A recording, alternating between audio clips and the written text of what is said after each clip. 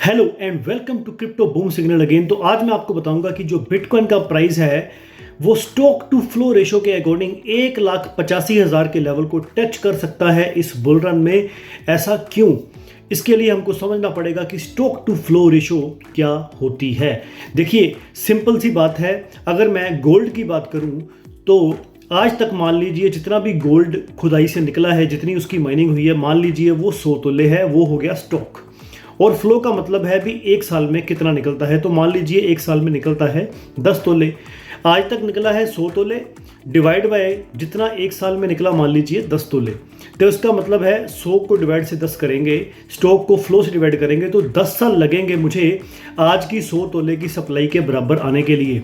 तो इसको बोलते हैं स्टॉक टू फ्लो रेशो, जो कि आज की डेट में सोने की जो रेशो निकल के आ रही है 68 ईयर्स, यानी कि जितना अभी तक सोना माइन हुआ है अगर उतना ही माइन और करना पड़े तो उसको लगेंगे 68 ईयर्स। चांदी को लगेंगे 20 साल और ऑयल को लगेंगे 1 से लेके 2 साल। अब अगर हम बिटकॉइन की बात करें जिसकी की स्केर्सिटी काफ़ी ज़्यादा है, उसको लगेंगे 120 साल। अब अगर उसके हिसाब से देखें तो सोने की जो मार्केट कैप है वो 20 ट्रिलियन के ऊपर है और बिटकॉइन की 2 ट्रिलियन है। तो उस हिसाब से तो जो बिटकॉइन का प्राइस है वो $1 मिलियन के भी ऊपर होना चाहिए। पर साइकिल के अकॉर्डिंग जो स्टॉक टू फ्लो की रेशो है उसके अकॉर्डिंग बिटकॉइन का प्राइस इस बुल रन में 1,85,000 के लेवल को टच कर सकता है। आई होप कि आपको ये स्टॉक टू फ्लो रेशो पता लग गई होगी। मैं दोबारा रिपीट कर देता हूँ कि जितनी अब तक गोल्ड की माइनिंग हुई है डिवाइड बाय जितनी माइनिंग एक साल में होती है, अगर हम करते हैं तो हमें स्टॉक टू फ्लो की रेशो मिलती है। अगर अब हम बात करें कि अभी हम कहाँ पे स्टैंड करते हैं, इसके लिए आप इस चार्ट को ध्यान से देखिए।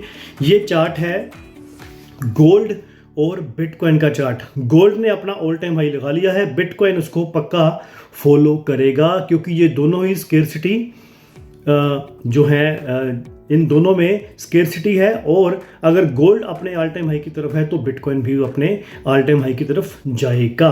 तो इस तरह से जो बिटकॉइन है अगर वो अपने ऑल टाइम हाई को अचीव करेगा और काफ़ी सारे ETF की अप्रूवल होनी है, रेट कट के बाद मनी भी प्रिंट होगी, इसका मतलब है चारों तरफ से पैसे का फ्लो होगा और आपके जो ओल्ड कॉइन है वो बूम बूम करेंगे। इसलिए अपने जो ओल्ड कॉइन है उनको आप होल्ड करके रखिए। अगली मेरी वीडियो आ रही है उसमें आपको ये बताऊंगा कि हमने कौन कौन से ऐसे ओल्ड कॉइन लेने हैं जिसमें हमें एक यूफोरिया मोड देखने को मिले। Thank you very much.